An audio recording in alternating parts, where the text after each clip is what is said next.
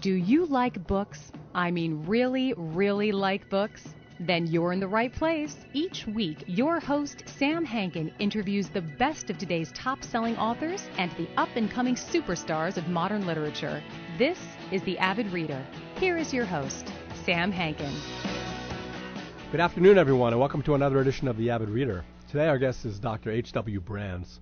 Dr. Brands holds the Jack S. Blanton Sr. Chair in History at the University of Texas, an incredibly prolific author of American history and its most evocative and important periods. Dr. Brand has written 25 books, edited at least 5 others, and has published dozens of articles and scores of reviews. He's written in the New York Times, the Wall Street Journal, the Washington Post, the Atlantic, and many others. His latest work is Heirs of the Founders, the epic rivalry of Henry Clay, John Calhoun, and Daniel Webster, the second generation of American giants, published by Doubleday and just released.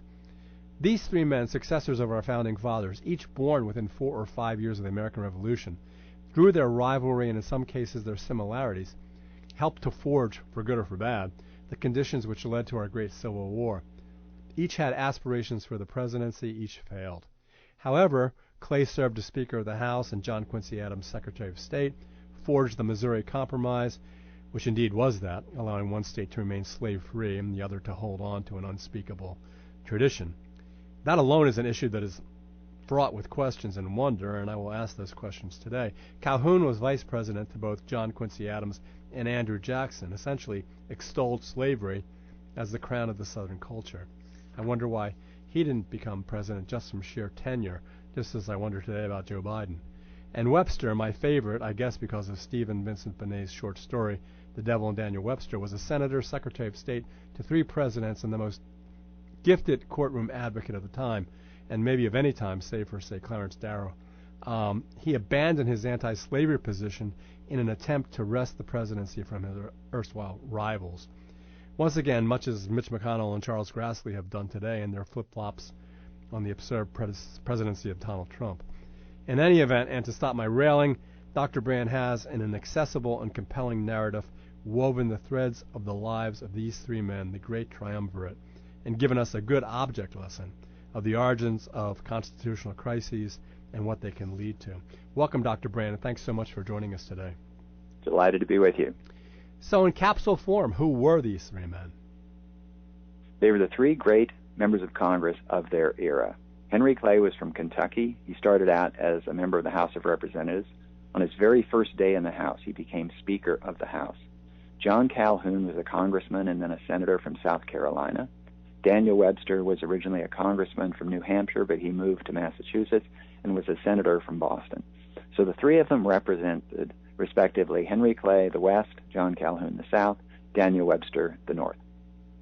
How did their lives, especially in this time, politically at least, come together and having them butt heads most of the time? In the golden age of congressional and American political oratory, these were the 3 most gifted speakers of all. One of the things that really impressed me about them and about the era was the extent to which political debates were actually conducted in public, in political speeches. Nowadays, people give political speeches, and if you go on C-SPAN, you can watch people giving political speeches. But if the camera ever pans away from the speaker, you'll see that they're speaking to an empty house. Decisions nowadays in Congress are made elsewhere. They're made in lobbying rooms, they're made in committee rooms. But they were actually made on the floor of the Senate and the House in those days. And when Henry Clay spoke on behalf of the Missouri Compromise, or the Compromise of 1850, or when Daniel Webster replied to Robert Hayne in defense of the Union against the doctrine of nullification and states' rights, Washington, D.C. ground to a halt. Everybody wanted to get a seat in the Senate to listen to these great speakers. It was both high entertainment and an education in the constitutional development of the American Republic. Well, so in essence, and as you said, today, TV, the internet, Twitter, Instagram, Facebook, how did news, or did it matter if news of their oratory skills, how did that travel fast enough in the mid-1800s to let the country, if it did, have a say in what was happening politically in Washington? Today, we overestimate the advantage we have in information technology over that time. When Daniel Webster, for example, gave a speech before the Senate, he had his notes prepared. There were transcriptionists who were sitting in the Senate. So as soon as he finished speaking, there would be a transcript. He would take the transcript and compare it to his notes, and there would be a printed version available for sale within 24, 36 hours. And it would be transported by mail, later by telegraph, all around the country. So within a week, if he spoke in Washington, within 2 or 3 days, you could get copies of the speech in New York another day or two, in Boston, in Charleston probably a day or two afterwards. So people really did get the word about what was going on in Washington. Yes, it was best if you could be there and listen to them speak, but you could read the words within just a matter of days. So when I alluded to Stephen Vincent Benet's story and the fact that Webster was probably the best orator of the three of them, so the spellbinding nature of that oratory was essentially reserved for those in Washington who were listening and making decisions based on those speeches, correct? Well, that part is true enough. If you're going to get the full effect of the emotions that Webster conveyed and that he evoked, you had to be there. On the other hand, people in those days were used to reading speeches. So just as some people are good at reading scripts of plays or screenplays, and they can imagine what's going on when the actors are saying these words. Likewise, if you knew the kind of speaker that Daniel Webster was, you could read his words and you could imagine what he was saying, what he would look like, what his gestures would consist of. Well, you call him, in the subtitle of your book, the second generation of American giants. And as I said, they're all born around the Revolution. They all serve presidents or vice presidents who were around at the Revolution. So what was it about this, if I call it second revolution, that was so important and then seemingly led to a great war? When Benjamin Franklin walked out of the Constitutional Convention of 1787 and walked down the streets of Philadelphia toward his house, he was stopped by a woman, a neighbor, who knew him. The Constitutional Convention had been held in secret. And so she didn't know, Philadelphia didn't know what had been going on. And she said, "Dr. Franklin, what have you given us?" And he said, "A republic, madam, if you can keep it." So Franklin would die within just a couple of years. And the responsibility for preserving and extending the republic would rest with the next generation of leaders. Clay, Webster, and Calhoun were preeminent among that next generation.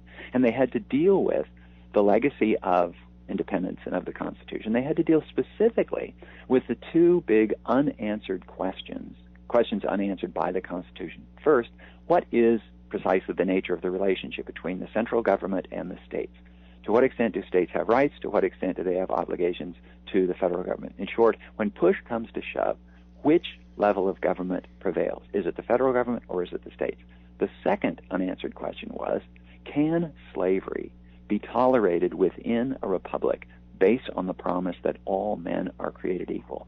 The framers of the Constitution did not answer these in the Constitutional Convention because they knew that any specific answer would blow up the convention and scuttle the prospects of the new Constitution. So they left it for the next generation. When Franklin said, "A republic if you can keep it," that's precisely what he was talking about. And that's what Calhoun, Clay, and Webster argued about for the next 4 years.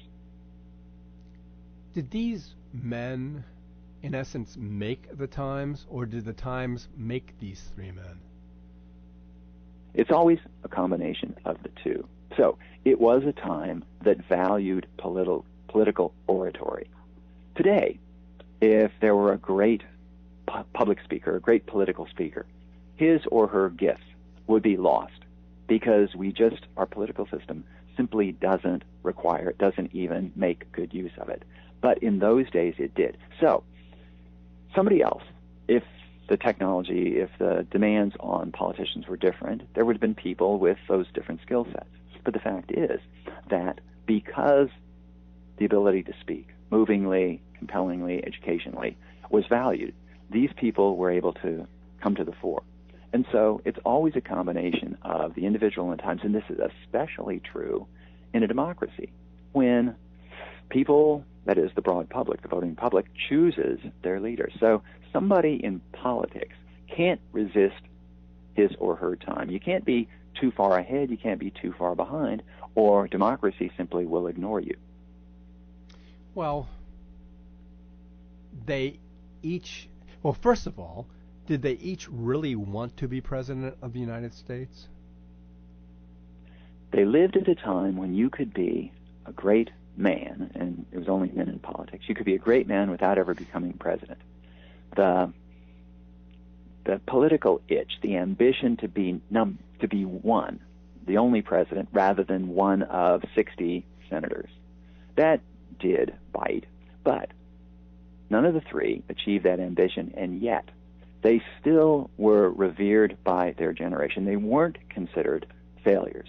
Today, if somebody tries for president, in fact, since the beginning of the 20th century, if you have political ambitions and you try for the presidency and you fail, that's what is remembered about you. You cannot make a name for yourself in politics today simply by being a great senator, because it's expected that you will try to become president. If you fail, you're remembered as a failure. That was not the case. In the 19th century, Americans were still operating under the expectations of the Constitution. The Constitution places Congress in Article 1.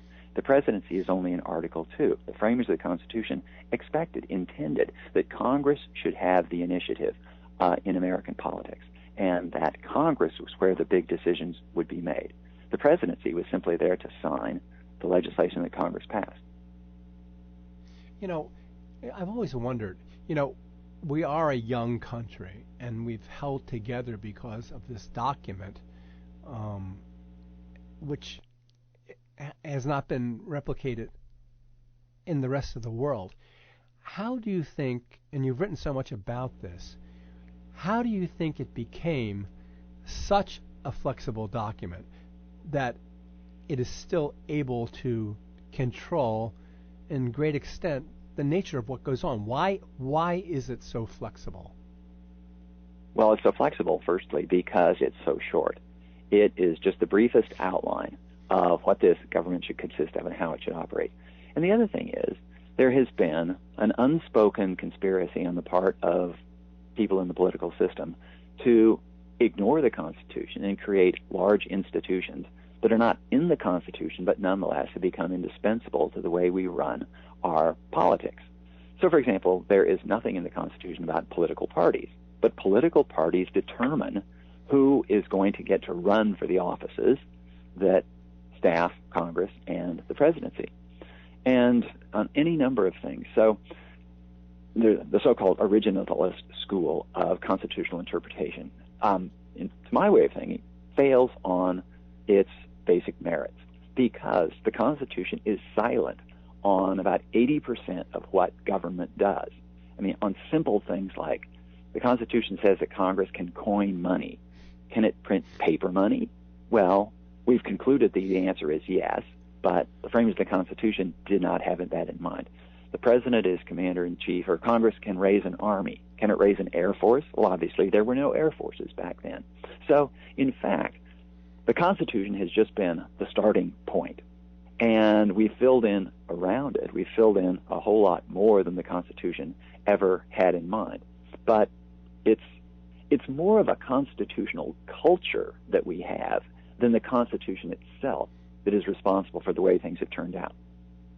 It's a different way of, for some reason, it's the reverence that I have for the document that seems to give me my opinion that it actually controls more than you say it does.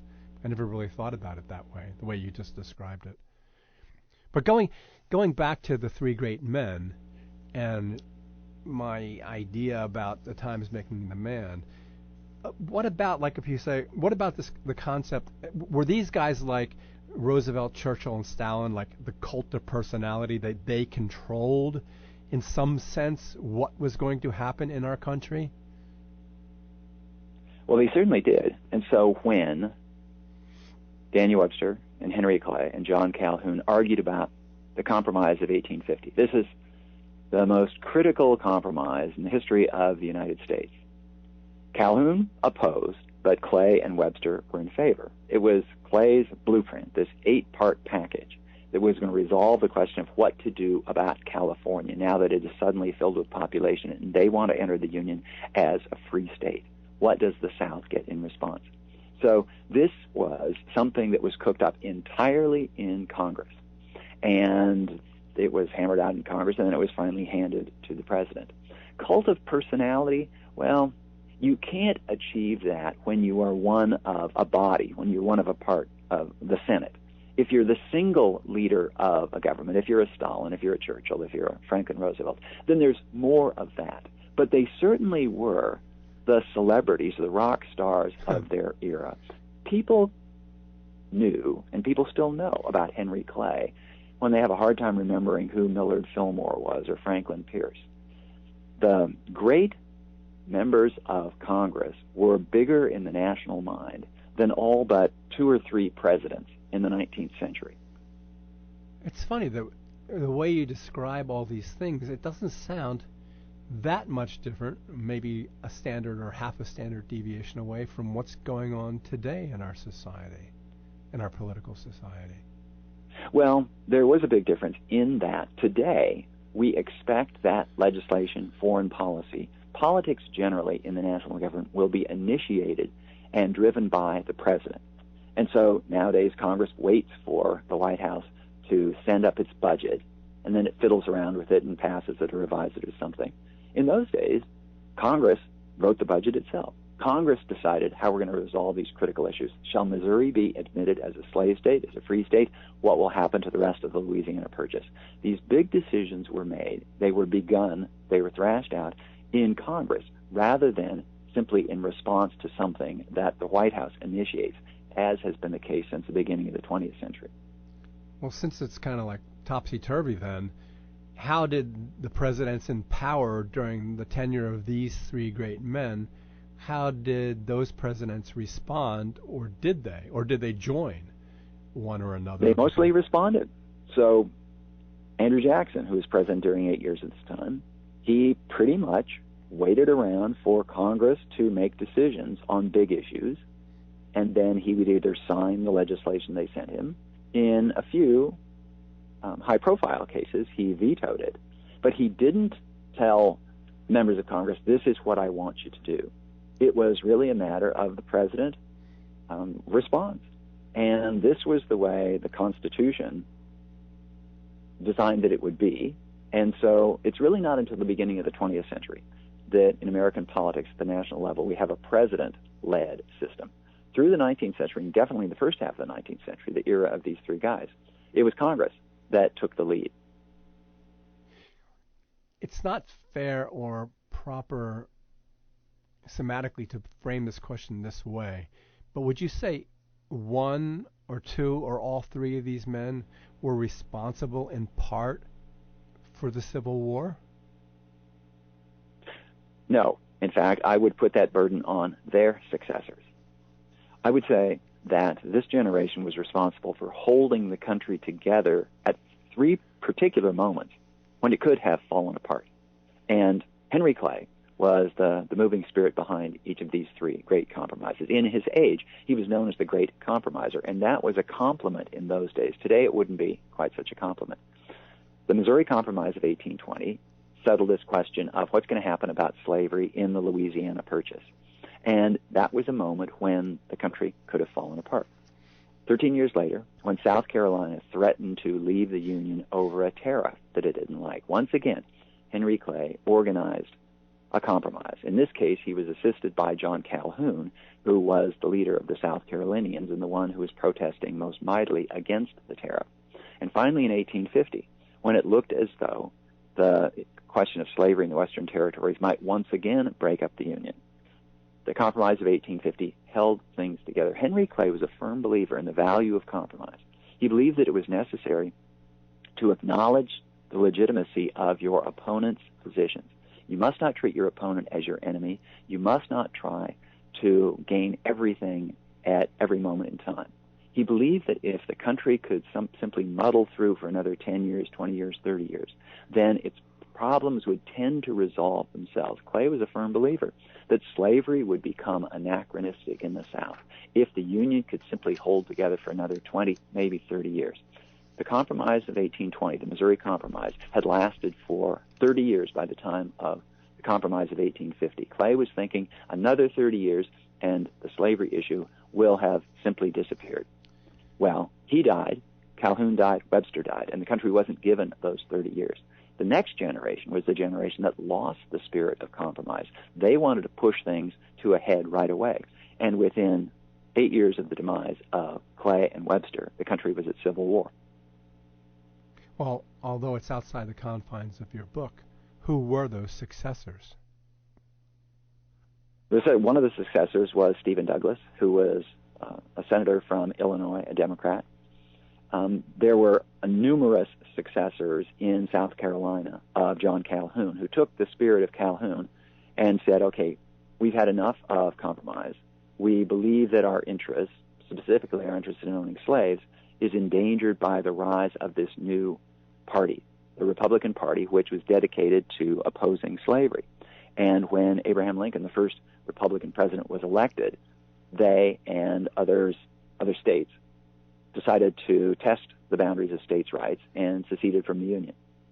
So for them, the value of the Union wasn't sufficient to keep them in.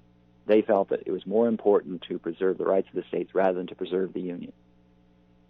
Well, then these successors, especially, specifically the Southern successors, who followed the ideals of Calhoun with regard to what slavery was, did they look upon slavery at that point as this type of benevolent situation in which they were doing the best that they could for what they considered an inferior race, or did they really look upon it as a plantation society in which slavery was simply one of the perks? How did they look at it? How did they looked justify at it, first of all, as essential to the economic success of the South. They could not imagine, and nobody could figure out, how to run cotton plantations in the Gulf Coast Delta without slaves. So that was part of it. Secondly, slavery was the principal form of capital investment in the United States, not simply in the South. There was more money invested in slaves than in all of the real estate in the United States. It was a method of racial and social control. So in all of these, slavery was essential to the way slaveholders and the ruling opinion in the South conceived of their notion of what the South is going to be like. But should slavery have lasted somewhat longer, and I certainly can't prove this, I'm just going to put this out for consideration. Slavery had been ended in the North, not because Northerners were more moral than Southerners, but because slavery had ceased to make economic sense in the North. At one time, it had made economic sense, but the North was further along the track of industrial development. And industrial economies need flexible workforces, and slavery is utterly inflexible. You can't lay off slaves. You have to feed them, house them, and so on. And people like Henry Clay believed that industrialization would come to the South as well, and the South would conclude exactly what the North had concluded some decades before, that slavery no longer makes economic sense. So after slavery stopped making economic sense, then Southern slaveholders would no longer feel obliged to make arguments about the philanthropy that they contended was involved in their operation of the slave system. It's funny, when I lived in the South for 20 years or so, it was amazing to me to still see the remnants of the same position, that the war was considered and told to me many times as the war of northern aggression. And it's just incredible to me that this much time has passed, and yet a good portion of the people I knew there felt that way. Well, people who lived through it in the South certainly felt that way. Their position was that states have the right to leave the Union. They believed that it was their constitutional right to leave the Union. And if indeed it was their constitutional right, as they thought, then for Abraham Lincoln and the government of the northern states to forcibly prevent them from doing that. From their perspective, indeed, it was a war of northern aggression. Lincoln, of course, saw it differently. He said that states do not have a right to leave the Union. They are simply refusing to obey and enforce federal laws, and they must be forced into line. So if you were one of the secessionists in 1860 and 1861, or for that matter, if you were a grandchild of one of them, it would make perfect intellectual sense to call it a war of northern aggression. So I'm not surprised that you ran across that. And the question of, did the southern states have the constitutional right to secede, is one that can still be argued on its merits. The Constitution is silent. The Constitution doesn't say you can't leave the Union. It doesn't say you can leave the Union. The reason it's silent is that the framers of the Constitution knew if they wrote it down, it would have blown up the Constitutional Convention, and the Constitution never would have been ratified. Because of Virginia, right? Well, it wasn't just Virginia. It was the other southern states as well. Virginia was key, but the Carolinas and Georgia, Maryland, they wanted to make sure that those states were in the Union. I mean, the book lays this out clearly, but it's still interesting and feels wrong to me because in going to school, from elementary school to high school to college, your textbooks and your professors tell you that it's a moral dichotomy, that slavery or not is definitely a moral dichotomy. It's not good men versus bad men, a good system versus a bad system, but it's grounded in good and evil. And what you're saying is, while that may be a small portion of it, the driving force behind the division in the country and eventually the war is simply economics. No, it wasn't simply economic. In fact, one of the things that I've inferred from history that I've studied is, in history, it's never simply something. Things are always complicated. Henry Clay is a good example of this complication. He was a slaveholder, but he was also an emancipationist. He thought slavery was a bad institution, bad for the slaves, bad for the slave owners, bad for his state of Kentucky, bad for the United States. And he worked his whole life politically to try to end the institution of slavery. But he still held on to his slaves. Does that mean he's a hypocrite? Well, no, actually, because Henry Clay understood that freeing his 40 or 50 slaves would be a drop in the bucket against the millions of slaves still held. But if he held on to his slaves and he argued against slavery as a slaveholder, he would have much greater credibility than if he had given up his slaves. Then he would simply sound like all those other abolitionists who would point the finger of moral blame at the slaveholders and say, you are evil. And the reason this upset the South is most of the people who owned slaves did not consider themselves evil. They considered themselves to be doing the best they could under the circumstances. Their position was, we didn't create this institution. We inherited this institution. And until we can make the institution go away, we've got to manage the institution. So it was a complicated issue. And people who want to explain the Civil War as either a case of states' rights or of slavery, they're trying to oversimplify. Both elements were essential in creating the division that gave rise to the Civil War. Well, I've practiced law for well over 30 years, and I've always, perhaps wrongfully, prided myself on being able to hold two competing ideas in my head at the same time. And so that brings me to Daniel Webster, which I can imagine him in the courtroom switching tables and going from one side to the other and being equally persuasive. And so he switched his position with regard to slavery. I'm assuming, in an attempt to achieve... No, actually, he didn't switch his position. He disappointed his constituents who had switched their position. So Daniel Webster, after some early flirtation with the concept of states' rights and whether states should be able to secede from the Union during the War of 1812, he became the most ardent advocate of the Union. Now, he thought that slavery was a bad deal, but he was by no means an abolitionist, and he put a higher priority on preserving the Union than on abolishing slavery. His Massachusetts constituents originally did too, But by 1850, the abolitionist element in Massachusetts had gained sufficient strength that they wanted Webster to take a strong stand against slavery, even if it broke up the Union. And Webster wouldn't go that far.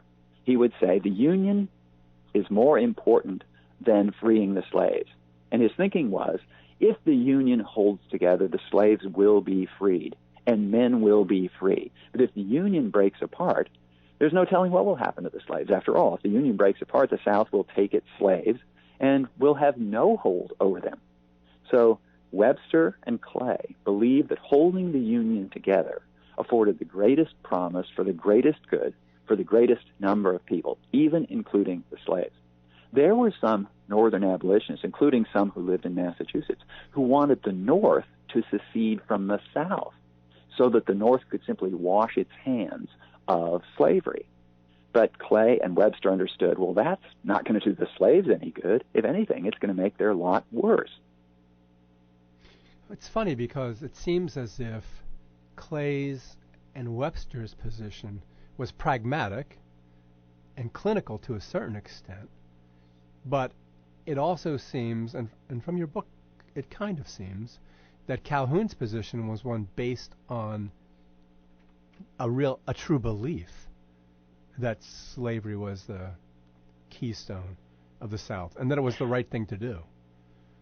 Calhoun was driven to that position partly because his ambitions for national office faded away and his opposition to Andrew Jackson. John Calhoun, by the early 1830s, realized he was never going to be president of the United States. He would never be a national leader. At best, he could be a regional leader. That was part of it. Another part was an understandable human reaction in John Calhoun and many people in the South, slaveholders in the South, against the diatribes of abolitionists in the North, who said that these people are not simply wrong, these slaveholders, but they're sinful, they're immoral. And John Calhoun looked at himself and said, I'm not immoral. I believe in God. I'm doing the best I can by my life. I'm good to my slaves. And, so don't you tell me that I'm more sinful than you. And so his reaction to that was, I think he might even have admitted that he overreacted, but he declared slavery is a positive good. And this is the thing that's usually remembered against John Calhoun, and it's an utterly unsustainable position today. But it's not impossible to understand how that position came about. Explain it to me. Okay, so if you're doing something, I don't know what your habits are, but if you're doing something that you think is necessary for your own welfare and the welfare of your family and the people around you, and I decide that it's immoral and sinful, and I keep yelling at you and saying, that's immoral, Sam, that's sinful, you got to stop doing it, you're going to go to hell. Well, your reaction to this is going to be, that's not true, and you're probably going to say, you're going to defend yourself. And that's essentially what Calhoun was doing. And he wasn't alone, because there were plenty of slaveholders who considered themselves to be rather kind masters. Now, we live at a time when kind master is considered essentially an oxymoron. If you're a master, you're not kind. But, as I say, the people, many of them inherited their slaves. They couldn't figure out any other way to run the Southern economy.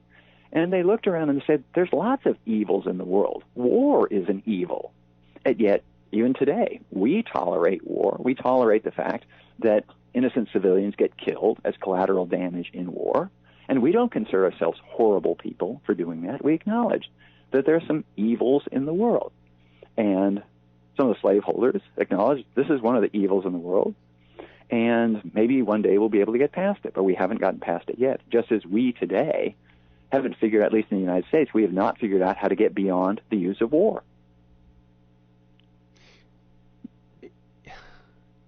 Since you're talking about today, even though it's outside the ambit of your book, but you are talking about it, do you find that the divisiveness that is increasing on a weekly, if not daily basis in our country, do you find that there are any parallels in the slightest to... Yeah, I do. I find some parallels, actually, between today and the period at the end of the lives of Webster, Clay, and Calhoun, and in the decade after.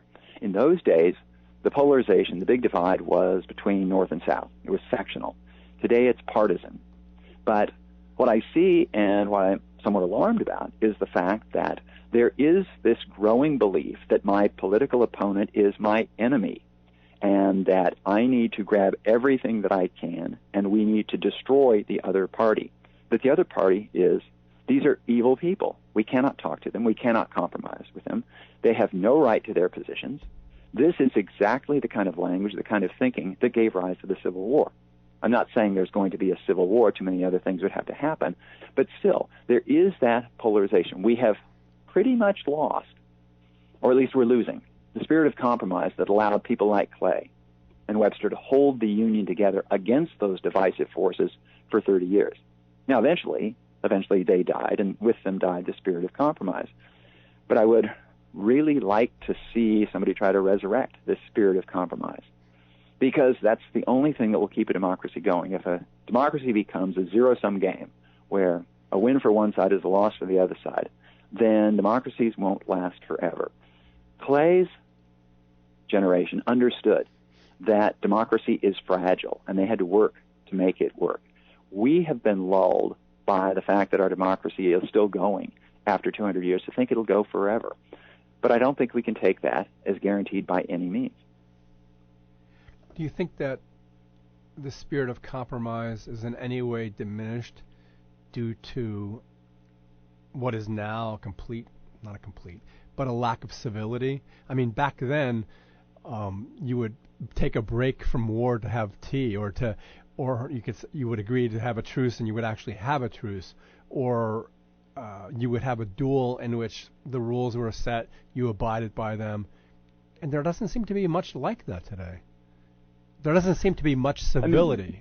That part's true enough, but I would point out that, in fact, we haven't had any duels in Washington lately. So the nastiness is largely confined to the spoken word or the written word or the tweeted word or something like that. There isn't physical violence the way there was in the first half of the 19th century. So things are improved in that regard.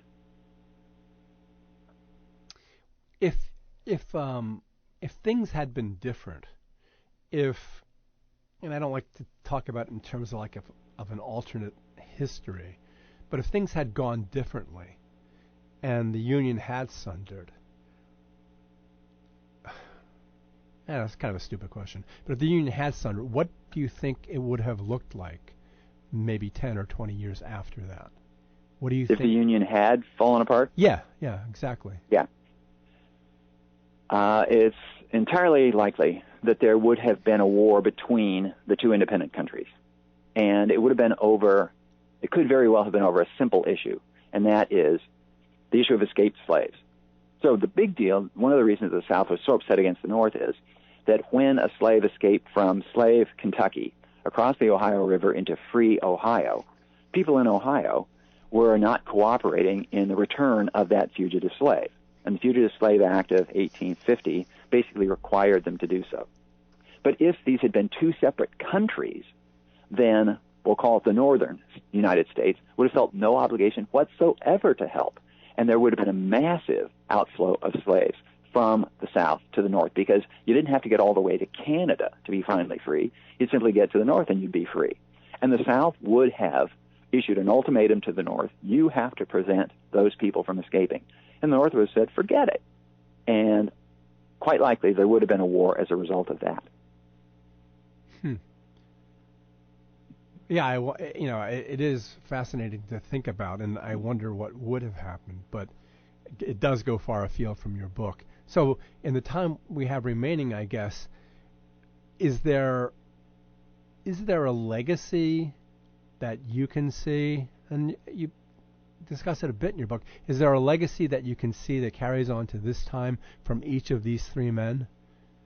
I wouldn't say separately, but I would say that the lesson of their generation is that democracy requires tending, and tending democracy requires the ability to compromise, to accept the legitimacy of your opponent's position, and to acknowledge that. They have a right to their opinions, they have a right to the seat at the table. And the larger goal of any political group has to be to preserve the institutions that have gotten us through these 200-plus years. because unless we pay attention to them, unless we cultivate them, they might well disappear or disintegrate entirely. Okay, well, let's leave it there. Thank you so much, Dr. Brands, for explaining all of this, and a lot of it's new insight for me. And I didn't mention that I own an independent bookstore, and since yesterday, your book has been there on the front shelf and doing very well. So fantastic. Good to hear. I really do appreciate it. And okay. Look forward, since I know you'll be writing several more books, look forward to talking to you again. Okay, good enough. Thank you. Bye-bye. Bye. That was Dr. H.W. Brands discussing his book, one of his 25 books, Heirs of the Founders. Well, subtitle, Heirs of the Founders, the epic rivalry of Henry Clay, John Calhoun, and Daniel Webster, the second generation of American giants, which may sound dry at first, but when you begin reading about it, as many of the reviews say, it's just a very accessible book that maybe he didn't sound like it, but I found a lot of fun as well. And it's also, and as you could tell from my responses to many of my questions, it gives you new insights as to why we are where we are today, the parallels, and how these three men help shape their generation and succeeding generations to come. So, we have coming up Kara Cooney. She's a famous Egyptologist who also is a lot of fun, has appeared on the Craig Ferguson show 8 times. But her book is fascinating. It's called When Women Ruled the World, 6 Queens of Egypt, and discusses how through circumstance, through the death of men, and through expediency, there were many times in Egypt where the king was actually a woman. She talks about that in length, comparing each of those 6 women, and also discusses it in terms of where we stand today with regard to our treatment of women and where they stand with regard to status in our culture. And then I think I'm going to rebroadcast, only because it's so popular, the book There by Tommy Orange, which was long-listed for the National Book Award and is still on the bestseller list after, I don't know, before I interviewed him. No, I interviewed him before it got popular. So it's been on the bestseller list for at least 20 weeks. And that's why I'm going to rebroadcast it. So as always, thanks so much for joining us today, and I look forward to having you here next week, as always, on the Avid Reader.